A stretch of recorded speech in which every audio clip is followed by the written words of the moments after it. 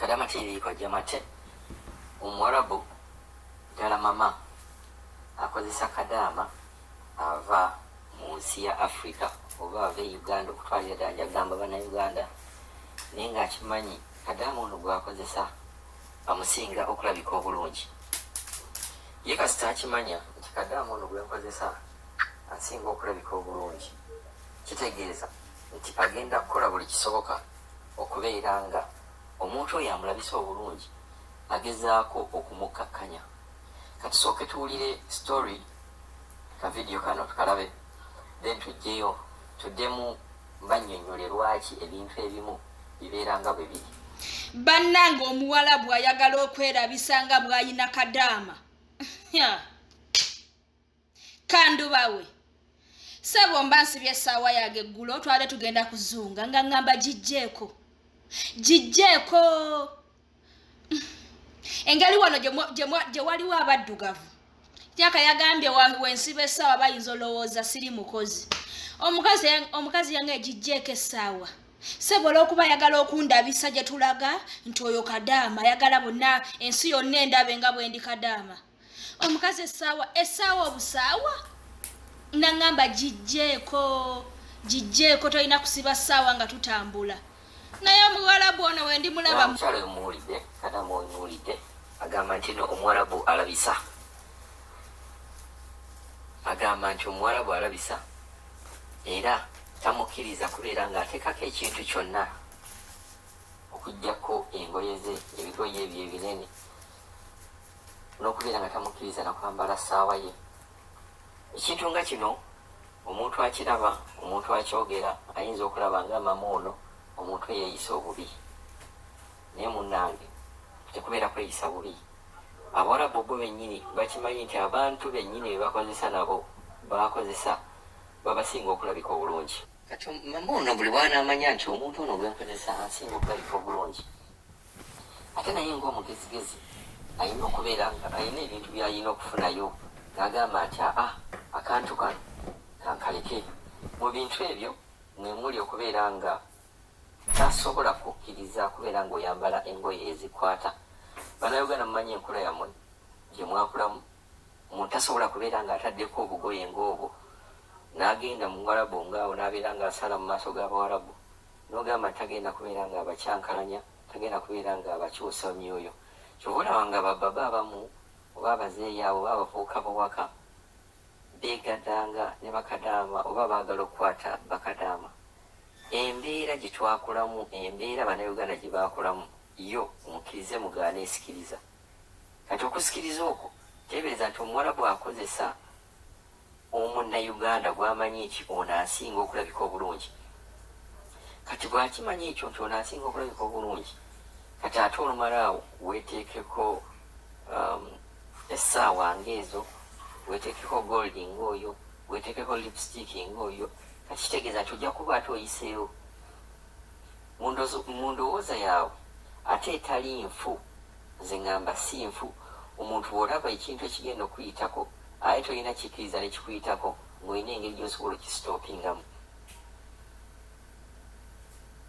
Jjukira Abawarabu nga bo bakkiriza nti okubeera nga weetonyeetonye ddala okubeera ng'olina gold, ng'oyambadde gold, oyambadde necklace ya gold, otaddeko masaawa ga gold, kirina engeri gyekikwongeramu okubeera nga oli attractive ng'osikiriza abasajja.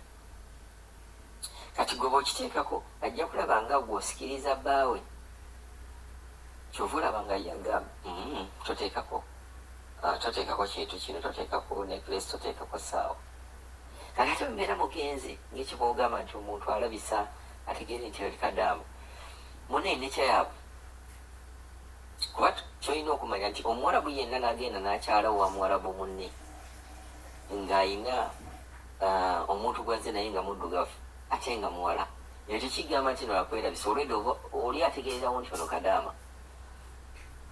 Tosobola gamba nti tasobola kulowooza nti oli muganda we, oli mwannyina, oli mukino, akitegeerawo nti ono gwaleese gwazze naye kadaama.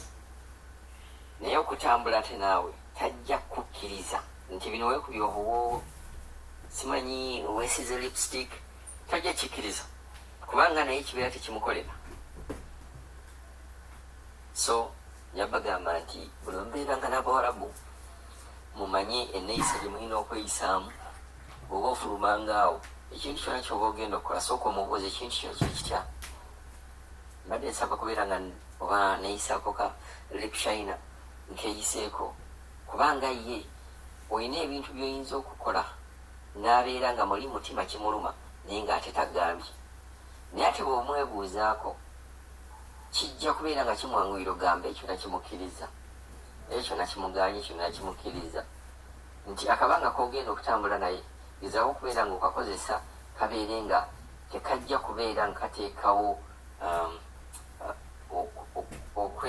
suspicion simanyi bwesobola kigamba okubeera nga oba okwemulugunya oba okubeera nga atandika okubeera nga takutegeera ng'akususpectinga ti omuntu ono lwaki bwe tugenda owakundi abeera ataddeko ekintu wekiti. Kuba embeera ya bulijjo naye babeera bakazi bannayuganda. Omukazi munnayuganda gwe gy'olabe kasita baleeta omukozi owaka ng'alabika bulungi awo pressure ng'eyambuka agamba saawa yonna omusajja ono ayinza okwekyusa n'abeera nga yagalamu omukozi. So embeera ze tuyitamu ebuwarabu oba embeera bamama ze bayitamu buwarabu naffe ze mbeera zezimu naffe ate ze tuyisaamu bakadamu. Embeera ezimu waffe at least waliwo ebintu bye tutakola kati ng'ogamba nti ogenda kutta kadaama ogenda muwa obutwa ebintu ntungaebyo simanyi olina byoyagala omugjamu bibumba biki ebyo ebyo tetubikola. Naye embeera y'ebbuba Abawarabu gye balina y'embeera y'emu naffe wano abakazi be Uganda gye balina ng'obadde oleese omukozi waka amusinga okulabika obulungi, alina akabina alabika obulungi, kati gwe kubamu pulaani baleese omukozi owaka ayambadde obugoye obuli tayiti atandise okwambala bu miniskirt yebba pafyumu ngeza azeekuba emimwa gyonna agibeera ng'agisiiga bulungi naawe kennyini omutima ogenda okulaba nga teguteredde. So embeera ng'eyo fenna gye tuyitamu.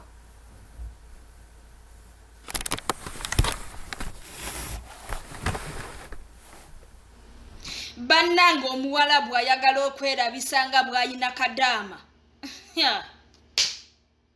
kandubawe sebo mba nsibye essaawa yange eggulo twale tugenda kuzunga nga ngamba gijjeeko engeri wano gye waliwo abaddugavu tyaka yagambye wensiba essaawa bayinza olowooza siri mukozi. Omukazi yange gijjeeko essaawa sebo olw'okuba ayagala okundabisa gye tulaga nti oyo kadaama ayagala bonna ensi yonna endabe nga bwe ndi kadaama.